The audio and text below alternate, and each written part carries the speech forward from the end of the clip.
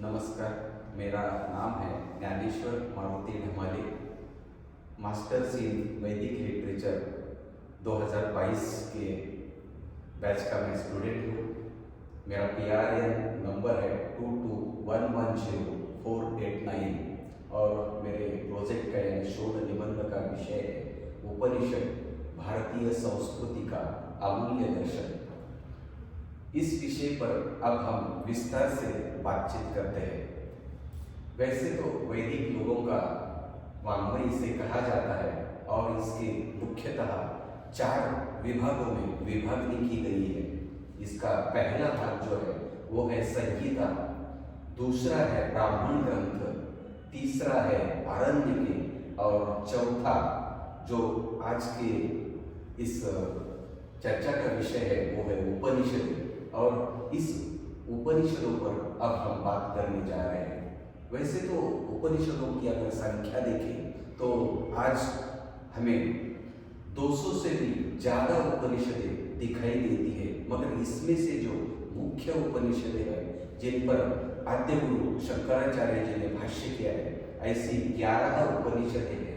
और इसमें कठ, केन, श्वेताश्वतर, छांदोग्य, बृहदारण्यक ऐसे 11 उपनिषद इसमें आते हैं। तो ये जो उपनिषदें हैं इन पर शंकराचार्य जी का तो भाष्य है ही। इसमें से छांदोग्य और श्वेताश्वतर ये 2 उपनिषदें आकार से बड़ी है, मगर ये तत्वज्ञान के दृष्टि से भी बहुत अच्छी है। और अगर इसका इतिहास देखने जाए तो ये जो वेदांत है यानी उपनिषदें है ये 7-8 हज़ार साल पुरानी, मतलब वेदों के बाद की इनकी निर्मिति ऐसे बताया गया है। और अगर हम उपनिषद वाङ्मय का विचार करें तो मनुष्य जो है वो समाज प्रिय प्राणी है, समाज की चौखट में रहने वाला है। लेकिन जब उसने देखा कि वेदों के काल में देव देवताओं का प्रस्थ बढ़ने लगा, यज्ञोपविधि में बहुत ही ज़्यादा पैमाने पर जब देव देवताओं का प्रस्थ बढ़ने लगा और सच्ची ज्ञान की जिज्ञासा लेकर या सच्चे ज्ञान का शोध लेकर जब ये ऋषि मुनि इन्होंने वहाँ देखा कि इसमें सच्चा ज्ञान लुप्त होने जा रहा है, तब इन्होंने क्या किया, इन्होंने उस सच्चे ईश्वर को खोजने की कोशिश की और उस कोशिश का नतीजा यह हुआ कि उस नतीजे से ही उस उपनिषद वाङ्मय की निर्मित हुई। और अगर इस उपनिषद शब्द का हम अर्थ देखें तो उप यानी नजदीक, पास बैठ के, सद यानी बैठना और नी यानी निष्ठा के साथ, आनंद के साथ या विनम्रता पूर्वक साथ में बैठकर अपने गुरु के पास बैठकर शिष्य जब ज्ञान का ग्रहण करते हैं तो ये उपनिषद शब्द उससे इसका अर्थ अभिप्रेत होता है। इसके आगे अगर हम देखें कि उपनिषदों में दिखने वाली विचार संपदा, इसका अगर हम विचार करें तो इसमें क्या दिखाई देता है हमें, या इसमें क्या विचार किया गया है। उसमें सांख्यों की पुरुष और प्रकृति की जोड़ी के बारे में चर्चा की गई है।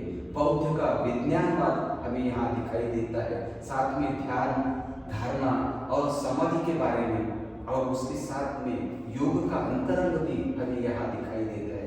शैव दर्शन में रुद्र महात्म्य के बारे में यहाँ चर्चा की गई है। और वेदांत में अद्वैत और विशिष्ट अद्वैत के बारे में शंकराचार्य जी के द्वारा जो वर्णन किया है वो भी उसका भी इसमें समावेश हमें दिखाई देता है।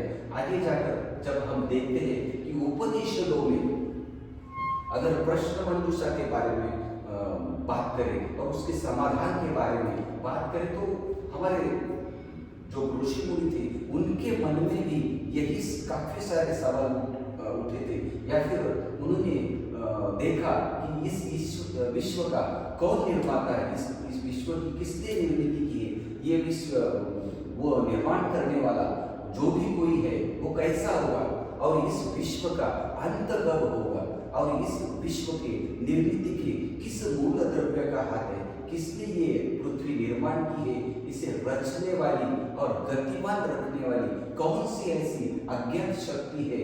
और ये जो ऋषियों ने ढूंढा, ये बाहर ढूंढने का प्रयास था। और दूसरे तरीके से अंतरंग में भी उनके जो कुछ सवाल उठे थे, उस सवालों के अंदर उन्होंने, उनके जो सवाल थे वो ये थे कि मानवीय जीवन का अंतिम ध्येय क्या है।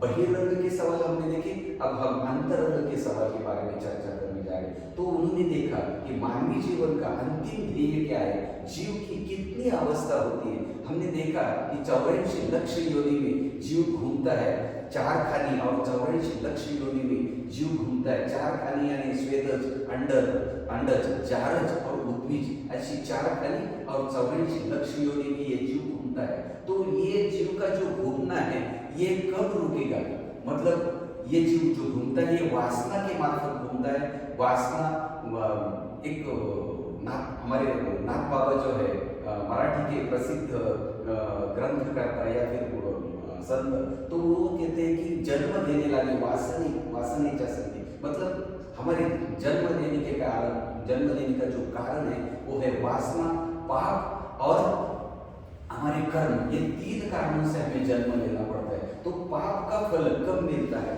अगर पाप का ही निष्पत्ति करने के लिए अगर ये जन्म है, तो फिर पुण्य किसे कहते हैं, पाप किसे कहते हैं, और हम अमर कैसे हो सकते हैं।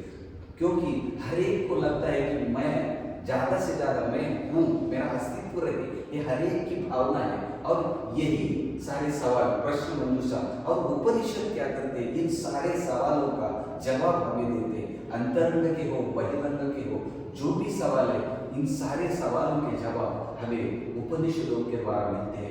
आगे जाके हम उपनिषदों में ब्रह्म की परिभाषा के बारे में जब बात करते हैं, तो ऋषियों ने क्या किया कि ध्यान की अवस्था में सखोल अंतर्यामी तप करके, ऐसा नहीं कि एक दिन में उन्होंने साध्य किया, काफी सारे हजारों सालों तक जब उन्होंने तप किया, तपस्या की, तब कहीं जाके ऋषियों को आत्मस्वरूप की अवस्था प्राप्त हुई। और इस अवस्था में उन्होंने ब्रह्मा को कैसे देखा, तो ब्रह्मा का उस स्वयं प्रकाश स्वरूप चेतना का साक्षात्कार उन्हें हुआ।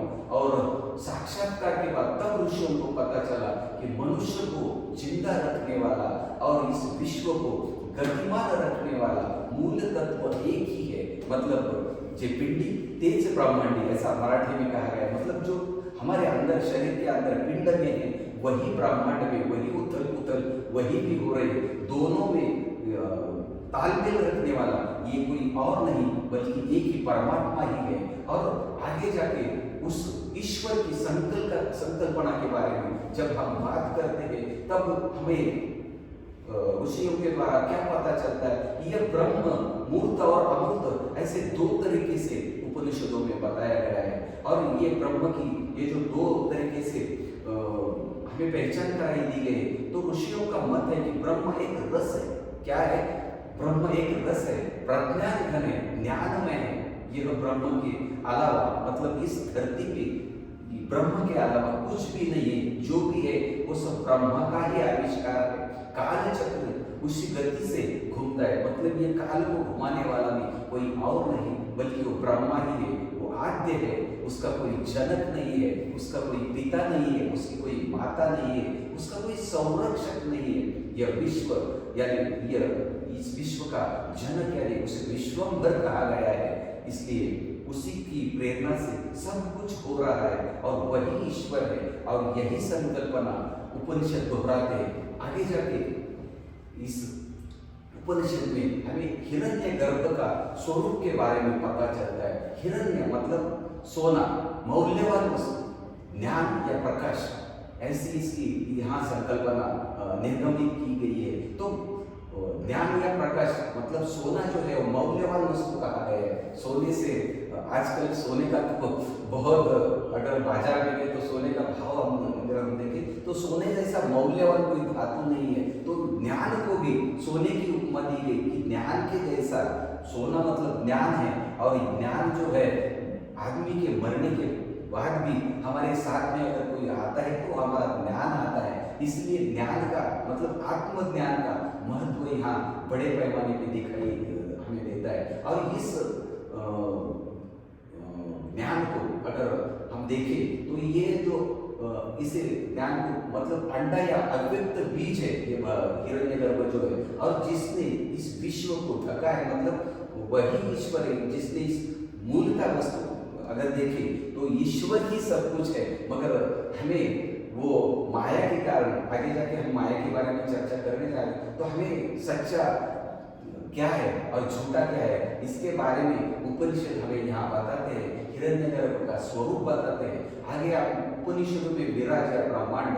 अब जब ब्रह्मांड की कल्पना करते हैं तो ये जो ब्रह्मांड है, मगर ब्रह्मांड जो है वो कैसा है, तो ये ब्रह्मांड नाम और रूप से भरा हुआ है और साथ में कर्म है। आदमी के लिए अगर हम देखें तो नाम और रूप दो वस्तुएं हमारे साथ जन्म के साथ ही जुड़ी है, और भगवान ने हमें एक विशेष अधिकार दिया है, वो है कर्म करने का अधिकार। और जैसे इस पिंड में ये क्रियाएं होती, वैसे विश्व में भी वही परमात्मा ब्रह्मांड की यानी विराज की निर्मित के बाद वो भी वैसे ही क्रिया करता है। विश्व को ही ब्रह्मांड कहा गया है, और ईश्वर का आनंद जब चरण सीमा पर होता है, यहाँ बता रहा है कि उसे जब लगता है कि उसका आनंद जब चरण सीमा पे होता है, वो जब बहुत काफी ज्यादा पैमाने पर आनंदित होता है, तब वो विश्व निर्मिति का मूल द्रव्य बन जाता है। उसके मन में आता है कि क्यों न मैं एक से अनेक हूँ, एको हम बहुशः, मैं एक हूँ, मुझे अनेक बनना है। उसके मन में ये इच्छा जागृत होती है, और उसी इच्छा को मूर्त संकल्पना का स्वरूप वो ब्रह्मांड बनाकर देता है। और इसी बारे में यहाँ हम देख सकते हैं, अगर इस ब्रह्मांड की निर्मिति के बाद मैंने पिंड के बारे में भी बताया, तो पिंड में क्या है, तो जीव का दर्शन हमें पिंड में दिखाई देता है। उस उपनिषदों में क्या बताया कि ये जो जीव है ये भोक्ता और कर्ता इसे माना गया है। दो प्रक्रिया करते हैं, ये जीव भोक्ता भी है और ये कर्ता भी है। प्रत्येक जीव को प्राण और मन, ये दो उपमा यहाँ दी गई है, यानी जीव क्या करता है, प्राण और मन के साथ, ये दोनों उपाधियों के साथ वो अपना जीवन जीता है, विस्तार करता है। शरीर के इंद्रिय और मन के द्वारा जीव अपना काम करता है। ये शरीर कैसे चलता है, तो इंद्रिय जैसे कहते हैं पंच ज्ञानेंद्रिय, पंच कर्मेंद्रिय, पंच प्राण और अंतःकरण चतुष्टय, ये सारे इकट्ठा आकर और ये शरीर अपना काम करता है। इसमें आत्म सन्मुख और आत्म विन्मुख ऐसे दो प्रकार के भेद उपनिषदों ने बताए। आत्म सन्मुख यानी क्या, जिसको मुझे इस जीवन से मुक्ति प्राप्त करनी है, वो आत्म सन्मुख उसे बताया गया है कि मैं मेरे अपने आत्मा की सहायता से मैं उस परमात्मा से जुड़ जाऊं। ऐसी जिसके मन में जिज्ञासा है, ऐसा जिसके लगता है, वही आत्म सन्मुख पता है। तो आत्म विन्मुख किसे कहा गया है, जो इंद्रियों के द्वारा सुख भोगने का प्रयास करता है, उसे आत्म विन्मुख पता है। वैसे तो इंद्रियों से हमें जो सुख मिलता है वो कितना है, वो क्षणिक है, मगर आत्म सन्मुख होके उस परमात्मा से, उस सच्चित आनंद में आत्मा से, अगर वो उस भगवान से हम अगर एक हो जाए और वो जो सुख हमें मिलता है, उस सुख का हम कुछ कह नहीं सकते। और इसके बारे में आगे चर्चा करते हुए हम जब उपनिषदों में पुनर्जन्म का विचार करते हैं, तो भारतीय सनातन संस्कृति में पुनर्जन्म को मान्यता दी गई है। जब तक जीव को स्वस्वरूप का ज्ञान नहीं होता, तब तक जीव की मुक्ति नहीं होती, और जब तक ईश्वर से ऐक्य नहीं होता, तब तक जीव इस जन्म मरण के फेरे में घूमता रहता है। यानी कि पुनरपि जननम पुनरपि मरणम पुनरपि जननी जठरे शयनम, उसे बार बार जन्म लेना पड़ता है। और जब इस पुनः पुनः जन्म लेने का मतलब है पुनः पुनः दुख को भोगना और सुख से विमुख होना। और आगे जाके उपनिषदों में माया का भी वर्णन किया है। यह माया की संकल्पना स्पष्टता से ऐसे दिखाई देती है कि इंद्रियों के द्वारा जो हमें यह विश्व दिखाई देता है, वह पूर्णतः सत्य नहीं, ब्रह्म सत्य, जगत मिथ्या, ऐसे शंकराचार्य जी ने कहा। मतलब ये जो हम देख रहे हैं, ये सब भगवान की कल्पना का विलास है, उसकी संकल्पना से इस सृष्टि की निर्मित हुई है। और ये जो दिखाई देने वाला विश्व है, ये एक न एक दिन खत्म होने वाला है। इसलिए इसका जो मूल कारण है उसके ही बारे में विचार करना चाहिए, और अगर उससे हम विमुख हो जाए, दूर हो जाए, तो हम आनंद से भी दूर हो जाएंगे। इसलिए उपनिषदों में आनंद की भी मीमांसा की गई है। इसमें कहा गया है कि इंद्रियों के द्वारा लिए जाने वाले आनंद से कहीं गुना ज्यादा आनंद हमें आत्मा से, हम जब भगवान से कनेक्ट हो जाते हैं, उस परमात्मा से एक हो जाते हैं, तब जो आनंद मिलता है, यानी सच्चित आनंद, यानी सच्चिदानंद स्वरूप जो भगवान परमात्मा है, उससे मिलने के बाद जो मिलने वाला आनंद है वही सबसे ज्यादा आनंद है, और उसे मानुष आनंद कहा है, देव आनंद कहा गया है। आगे जाके उसके बारे में बहुत सारी चर्चाएं की गई है, मगर वक्त की पाबंदी देखकर हम अगले मुद्दे की ओर चले जाते हैं। तो उपनिषदों में अविद्या के बारे में भी चर्चा की है। वैसे तो आज तक करोड़ों जीवों ने 4 खानी यानी 84 लक्ष योनि में जन्म लिया है, और वे मृत्यु को प्राप्त होते गए हैं। ये क्यों हो रहा है, क्यों, या फिर ये इसकी वजह क्या है? तो इसकी वजह है मनुष्य का अज्ञान यानी अविद्या। इस अविद्या की वजह से आदमी पुनः पुनः जन्म को, पुनः पुनः मरण को प्राप्त करता है, और इस सुख दुख के फेरे में वो घूमता रहता है। और इसी को रोकने के लिए यहाँ उपनिषदों में ब्रह्म विद्या की चर्चा की गई है, और इस ब्रह्म विद्या की चर्चा करते हुए परा और अपरा ऐसी 2 विद्या यहाँ बताई गई है। साथ में अनुभूति के 3 प्रकार भी यहाँ बताए गए हैं। तो परा और अपरा विद्या को अगर हम देखें, तो अपरा विद्या जो है उसको हम भगवान से कनेक्ट करने की विद्या कह सकते हैं, या परा विद्या जो है वो हमें इस संसार के बारे में चर्चा की हुई दिखाई देती है। और साथ में हमें अनुभूति के 3 प्रकार भी यहाँ दिखाई देते हैं। इसमें जो पहला प्रकार है वो प्रत्यक्ष, दूसरा जो है परोक्ष, और तीसरा जो है वो अपरोक्ष अनुभूति का यहाँ प्रकार हमें दिखाई देता है। तो इंद्रियों के द्वारा देखा गया जो है, मतलब हम इस विश्व को देखते हैं इंद्रियों के द्वारा, आंखों के द्वारा हम देखते हैं, कानों से हम सुनते हैं।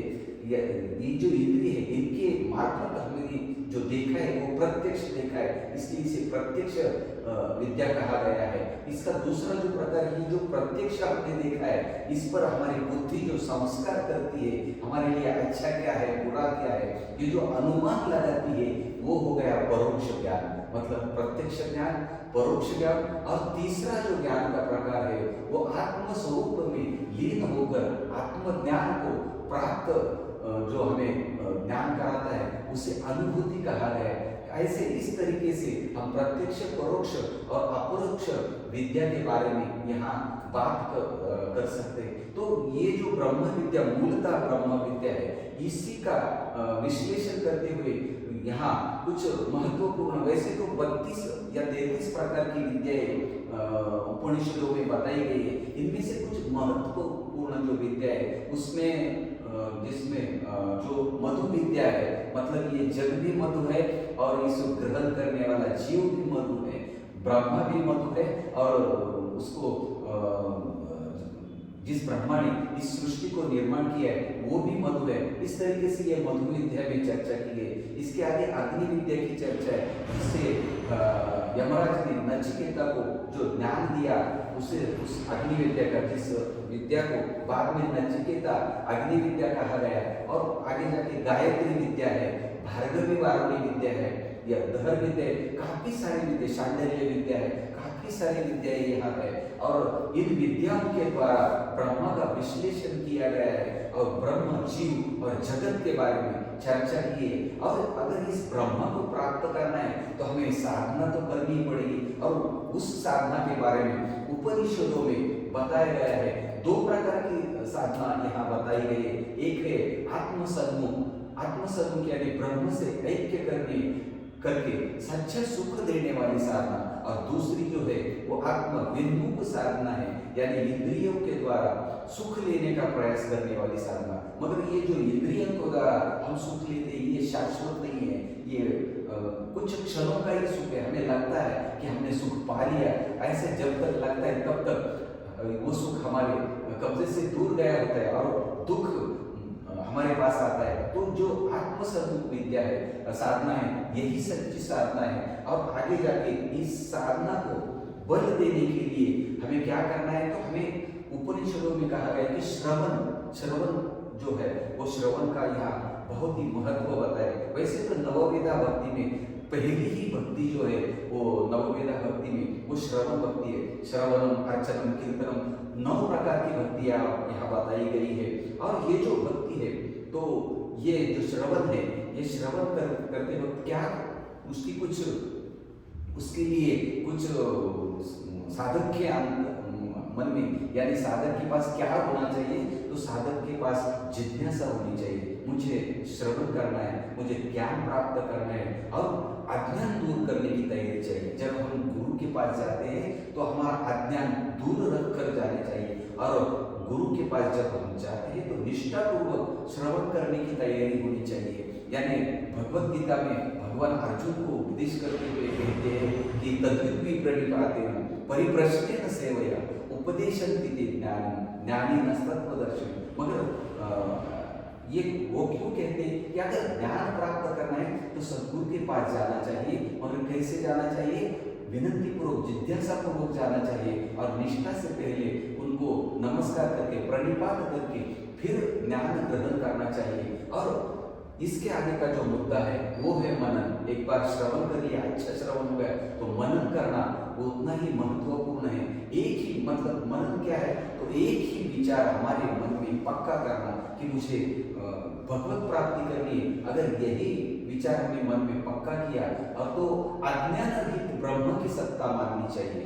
जो ब्रह्म की सत्ता है मतलब एक को हम बहुशब्द, जो एक ही भगवान परमात्मा है वही इस सत्य तू, मराठी एक तुकाराम महाराज का अभंग है, सत्य तू सत्य तू सत्य तू विठ्ठला, मतलब भगवान ही सच है, बाकी सब झूठ है। तो उस अज्ञान रहित ब्रह्म की सत्ता मानकर मनन करने से बुद्धि आत्मनिष्ठ करके, बुद्धि को क्या करना है, आत्मनिष्ठ अंदर की ओर उसको ढकेलना है और अंदर ढकेल कर उसके साथ द्वारा हमें मनन करना है और वही सच्चा मनन है। उसके बाद आता है उपनिषदों में निधिध्यासन। उपनिषदों में जो निधिध्यासन का मुद्दा है तो उसके बारे में जब हम विचार करते हैं तो विचार ही बड़ी शक्ति यहाँ बताया गया है। विचार जो हमारे मन में उठते हैं वह विचार ही बड़ी शक्ति है। और मनन द्वारा विचार जो आत्म केंद्रित हमने किए हैं, उन आत्म केंद्रित किए हुए विचारों को मन और शरीर के माध्यम से, मतलब शरीर तो स्थिर होना चाहिए और मन जब अंदर की तरफ जाता है तब शरीर और मन दोनों के माध्यम से आत्म स्वरूप को पहले पहचान देना या आत्म स्वरूप के पास जाना, यही निधिध्यासन यहाँ बताया गया है। और उसके बाद की जो स्थिति है, मतलब श्रवण, मनन, निधिध्यासन, उसके बाद ही हमें आत्म साक्षात्कार की अवस्था में हम जा सकते हैं। यही हमें उपनिषदों ने यहाँ बताया है। ये उपनिषद मतलब उपनिषदों का सर्वोच्च ध्येय क्या है, उपनिषदों में उपनिषदों का हमें क्या कहना है, तो उपनिषद बताते हैं कि आत्म साक्षात्कार प्राप्त करना, उस आत्मा का साक्षात्कार मतलब उस आत्मा से कनेक्ट होना, उस आत्मा को पहचान लेना, यही सर्वोच्च ध्येय होना चाहिए, यही सर्वोच्च प्राधान्य होना चाहिए कि मैं वही ब्रह्म हूँ, अहम ब्रह्मास्मि। ऐसा अनुभव जब साधक को आता है, यह साधक को यह अनुभव कब आता है, जब वासनाओं का क्षय होता है, मतलब वासना जब पूरी तरह से हमारे मन से मिट जाती है, तब कहीं जाके हमें आत्मा का ब्रह्म स्वरूप का साक्षात्कार होता है। और यही हमारे जीवन का अंतिम ध्येय होना चाहिए। और इसके बारे में ही बताते हुए उपनिषदों में जीवन मुक्ति का भी मुद्दा यहाँ आया है। तो क्या बताया है कि वासना जीव को बांध देती है, वासना के बांधने से क्या होता है, हमें पुनः जन्म लेने पर यह वासना हमें मजबूर करती है, भोग लेने में भी यह वासना हमें मजबूर करती है। तो वासनाओं का बंधन तोड़कर हमें आत्मस्वरूप में आनंद के साथ रममान होना, यही मुक्तावस्था है। और इस मुक्तावस्था के बाद इस साधना का जो परमोच्च बिंदु है वो है यहाँ बताइए कि ओंकार की साधना यहाँ बताइए। तो ओंकार की साधना कैसे कि ब्रह्म विद्या, यहाँ ओंकार की साधना करते हुए हमारी कर्तव्य क्या है, तो हमें ब्रह्म की विद्या का हमें प्राप्त करनी है, तो उस ब्रह्म विद्या को करते हुए ये ब्रह्म विद्या उपनिषदों में जो बताई है, तो उपनिषदों का प्राण ब्रह्म विद्या बताया गया है। और ओंकार का स्मरण करना, ओंकार का चिंतन करना, ये ब्रह्म विद्या का प्राण यहाँ पर बताया गया है। अ यानी उत्पत्ति, स्थिति और लय, जैसे जागृति, स्वप्न और सुषुप्ति। यानी आकार, उकार और मकार, जैसे ब्रह्मा, विष्णु और महेश तीनों की साधना यहाँ ओंकार में हमें दिखाई देती है। स्थूल, सूक्ष्म और कारण, ये तीनों अवस्था का ओंकार में लय होता है। और जो भी ओंकार की साधना करता है वो ब्रह्म स्थिति को प्राप्त होता है। और इसके बारे में अगर हम आगे देखें तो उपनिषदों में इन्हीं मुद्दों को आगे दोहराते हुए कुछ कथाएं भी हमें यहाँ दिखाई देती है। तो यम नचिकेता की कथा, वो भी आत्मस्वरूप का ज्ञान देने वाली ही कथा है, जिससे नचिकेता यमराज को पूछते हैं कि वो क्या है, वो सच्चा ज्ञान क्या है। और वो सच्चा ज्ञान ही यमराज के पास नचिकेता रट लगाता है कि मुझे वो सच्चा ज्ञान चाहिए, और वो उसका हट पूरा करते। और उसके बाद में जो दूसरी कथा है, सत्यकाम और जाबाज की कथा है, गार्गी की कथा है, याज्ञवल्क्य और मैत्रेयी की कथा है। याज्ञवल्क्य अपनी पत्नी मैत्रेयी को, उसको भी जब वो दो पत्नियां उनकी होती, तो एक पत्नी को पूछते दूसरी पत्नी को कि तुझे क्या चाहिए, मेरे पास जो धन है वो चाहिए, या मेरे पास जो ज्ञान है वो चाहिए। तब दूसरी पत्नी कहती कि मुझे धन चाहिए, और मैत्रेयी कहती कि मैं ये धन लेकर क्या करूं, जो सच्चा ज्ञान है वही अच्छा धन है। और इसके बाद हमें श्वेत केतु और उद्दालक की कथा है। ऐसी कथाओं के माध्यम से भी यहाँ हमें ज्ञान की प्राप्ति होती है। और बाद में जो मुद्दा आता है उपनिषदों से हमें क्या सीखना है। उपनिषद कल के काल में भी जितनी महत्वपूर्ण थी, वेदों के काल में जितनी महत्वपूर्ण थी, उतनी ही वो आज भी है। कर्मकांड को छोड़कर ज्ञान की ओर अग्रसर हो जाना, स्थूल को छोड़कर सूक्ष्म की ओर चला जाना, यही उपनिषदों से हमें सीखना है। और इसके बारे में विवेकानंद जी की एक कथा आती है। तो विवेकानंद जी जब कॉलेज में थे, वो बीए पढ़ रहे थे, तो उनके साथ में डॉक्टर वैजेंद्रनाथ सील नामक उनके एक सहअध्यायी रहा करते थे, जो बाद में मैसूर विद्यापीठ के कुलगुरु बन गए।